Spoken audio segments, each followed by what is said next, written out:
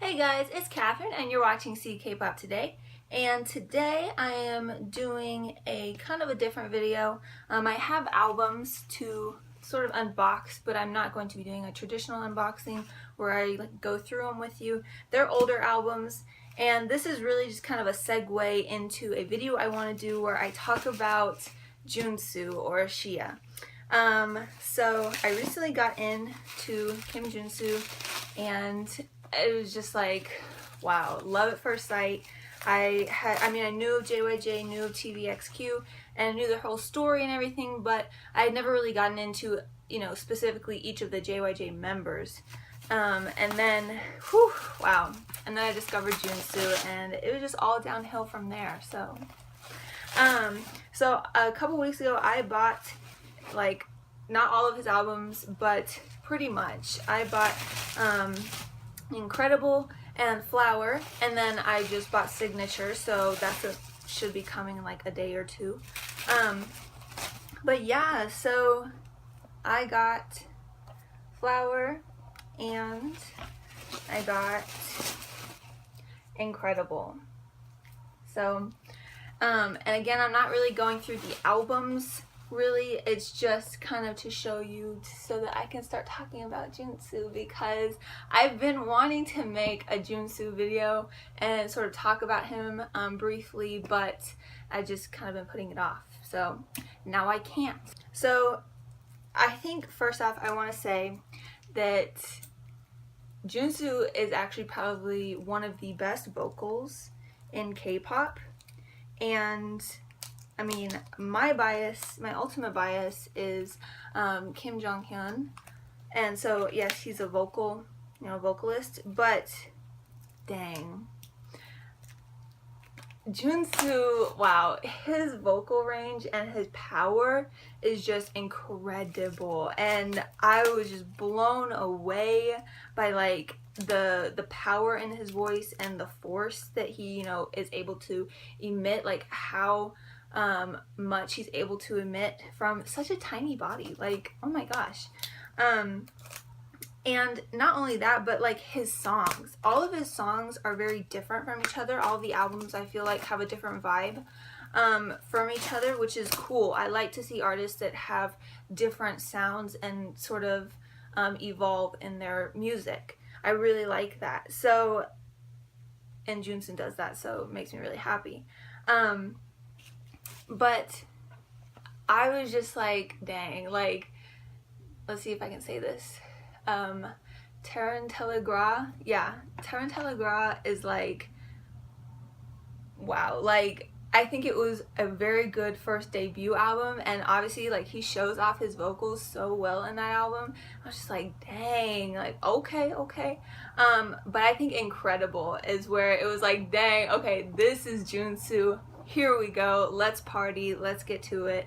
I love Incredible. It's actually probably my favorite. I've listened to Signature, I've listened to all of his other albums, and Incredible is probably my favorite album of his. It is such a good album. And can we talk about how in each album he has at least one or two songs where he uses a saxophone, and it's totally out there, totally just out in the open saxophone, we getting ready to listen to some Kenny G-ish, and it's so good. And he even did it, I think, on Signature, in the song with Palo Alto, he has a saxophone in it. I was like, yes, Junsu, that makes me so happy. I don't know why. I love the sound of saxophones, and it wasn't until Junsu that I kind of realized no K-pop person really utilizes the saxophone, and I was like, dang, Junsu, okay, give me another level, thank you. So that just made me so happy, and pretty much every song of his that has a saxophone, I'm like, yeah, that's my favorite. Yeah. So so I've already opened Incredible, and I'm opening Flower. I had the option of buying the regular Flower edition or the special edition that he re-released, but I was like, nah, the regular is really pretty, and it has such a cool feature. Once I open it, I'll show you. It has this really cool feature where you can open it. Oh my gosh, it's so pretty too. Oh my gosh. Where you can open it and it's a stand. Like, do you see this? Hello? Do you see this? So it's normally like this, and it's magnetic too, which is a really cool feature. And if you see this in the light, it has these flowers. But then you open it. So let's see. Let's open it up. It's magnetic, and this slides out, and it's a stand. Like, that's crazy. I love that. I've never seen that in a K-pop album before, and that just makes me so happy. So yeah, that's why I got the regular edition, because the special edition doesn't have that. It just it's just two flaps that open and you done. So it's like, nah, boring. And then here's Incredible. It's nice and glossy, and I also got the poster for Incredible, so I'll be showing that to you at the end. Yeah, Incredible. And this is just a sideways slipcase. So pretty. Oh gosh, so colorful. This whole album, the music as well as the colors of the album just gives me this sort of South American kind of Mexican like vibe to it, and I love it so much. So yeah, so I have Incredible and Flower now. Signature should be coming in a day or two, and I will be doing like a full unboxing for that one because that's his brand new album. But those I just wanted to show you briefly. But now time to talk about Kim Jun-soo. So I am just like really disappointed in myself that I didn't get into him sooner, because he is amazing, and honestly I feel like he is one of the most underrated K-pop vocalists. I feel like when he comes out with an album, the responses are very good. He sells a lot. He sells tickets to his tours and everything. But when people just in their everyday kind of, you know, like, oh, who's your favorite vocalist or who's the best or whatever, I feel like people don't think of him at all. And that's probably part of the reason why I didn't really notice him or know about his solo career until now, because really no one has said anything about him, which is a shame because he is off the charts. Another thing I love about him is his music videos. Like, his music videos are so well thought out. I feel like Incredible is probably the only music video that's just kind of a basic, hey, we're gonna dance, we're gonna sing, we're gonna party music video, but not really any underlying, you know, theme or story to it. But Tarantella Gras was just dramatic AF, and oh my gosh, it was so theatrical and so cool. And the dance was like, whew, it took my breath away. But for me, the first video I saw of Jun-soo was Flower.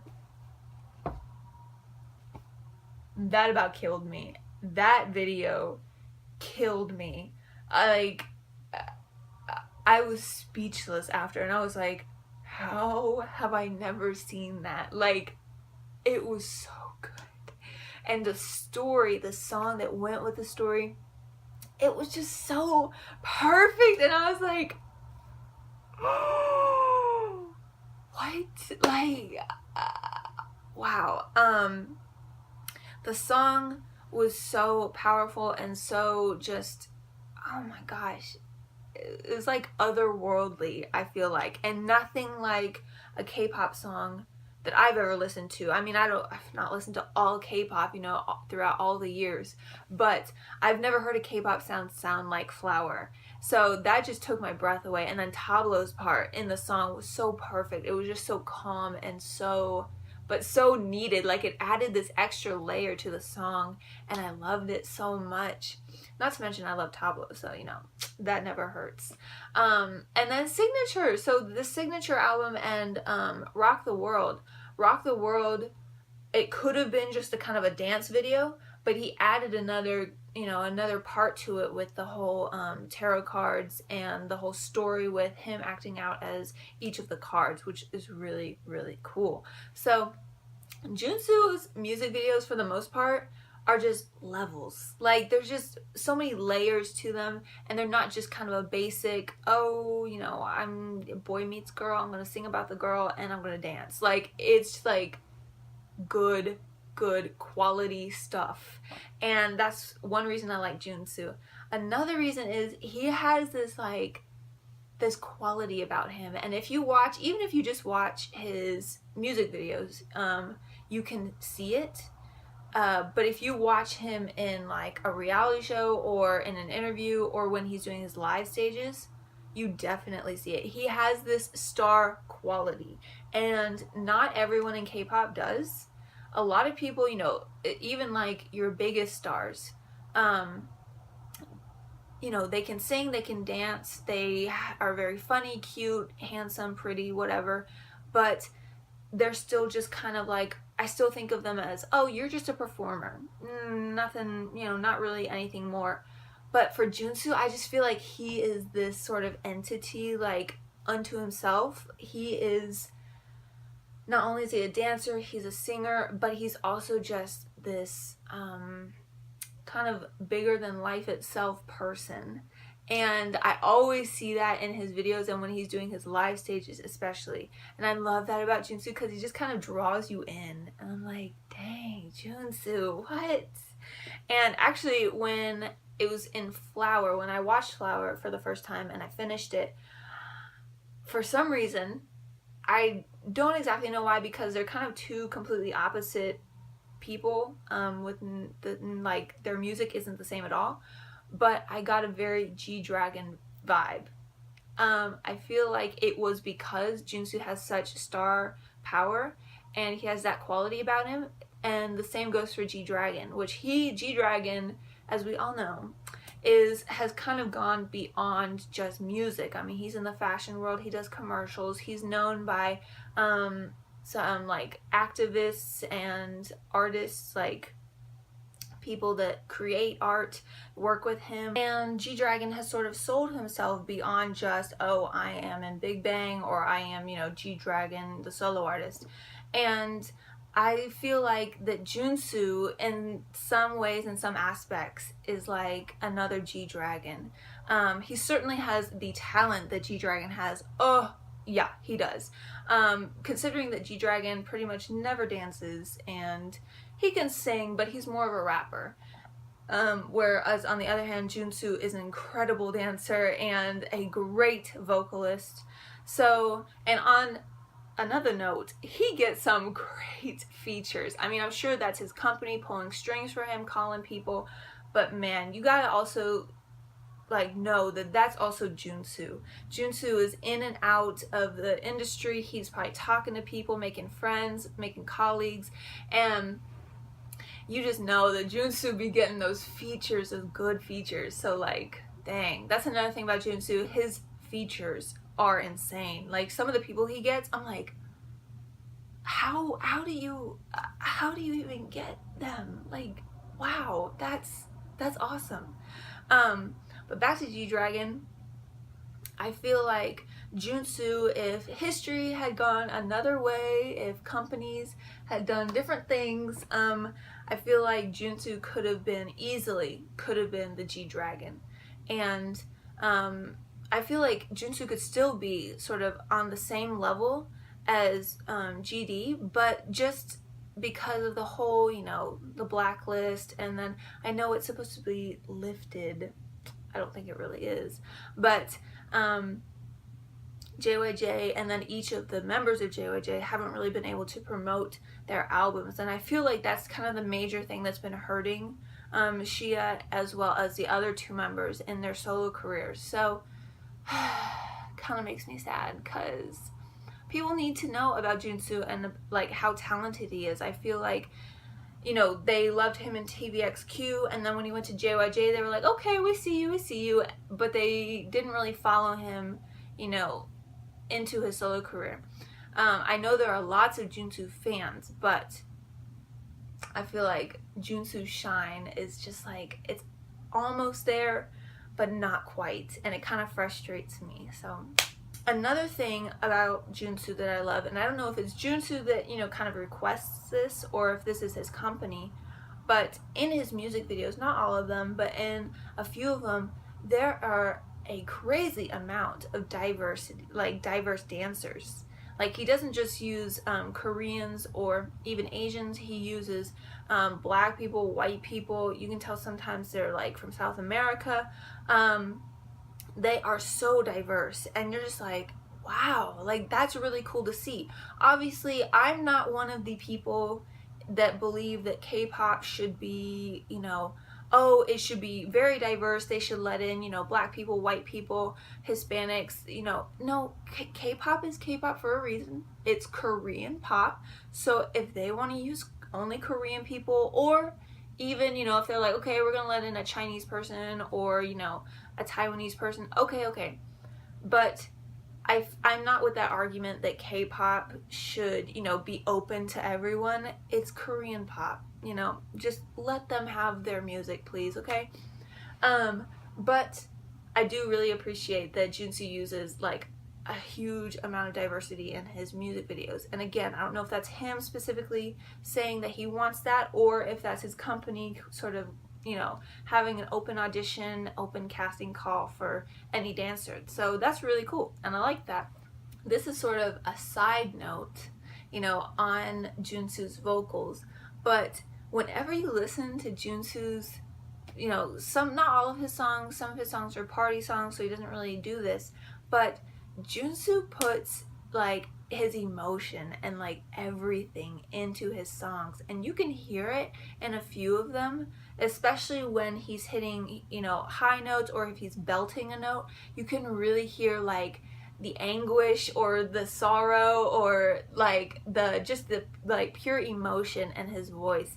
And I love that about Junsu, because some singers they have very beautiful full tones, and they can sing a note, you know, use vibrato and everything, and they can make it sound sad. But Junsu has this ability and this power to just go one step further, and to not just make it like, oh, I'm sad, but like, I am like weeping, I am sorrowful, I am just on the ground, can't get up, depressed. Like, I love that sound that he can kind of produce. And I think that like that's another thing that just makes him so incredible. He's not just a vocalist that, oh, he has a nice voice or he makes some good songs, but he puts like his being into his songs, and that, I feel like, is sort of what a true artist needs to do. And I really love that about Junsu. And I did buy the Incredible poster, so I will be showing that to you, and just so you can kind of see him. Here's the Incredible album one last time, and here is the Flower album. If you're a K-pop fan, I don't understand how you wouldn't know about her, but if you don't, a really good unboxing channel is Tina Davidson. I mean, she is like the queen, I feel like, in our fandom in terms of unboxings. She does so well. She is so cute, and she's so nice, and like she gives her opinions on each of the unboxings, and like how she likes the packaging and stuff. And I really love that, because like that's important. Packaging is very important, and she really takes the time to sort of go over the albums and how well they're made and stuff. So go check her out. She did the unboxing for the regular version and for the like the repackaged version, and then she also did one for Incredible, for Tarantella Gras, and I think she already has Signature up. Like, she gets her albums so fast, I don't know how, but go check her out, because she is so good. So sorry I didn't unbox those, but that's why I'm suggesting her to you guys, and I will be showing you the poster right now. So here is the poster, and yes, I'm using my comic books to hold it down. It is actually not a traditional like 36 by 24 poster. It's actually a square, so it's really cool, and I plan to hang it up in my dorm room this fall. And it's just really colorful. I didn't get the poster for like Flower, and it's only because I wanted the Incredible poster because it was so colorful. So yeah, so There we go.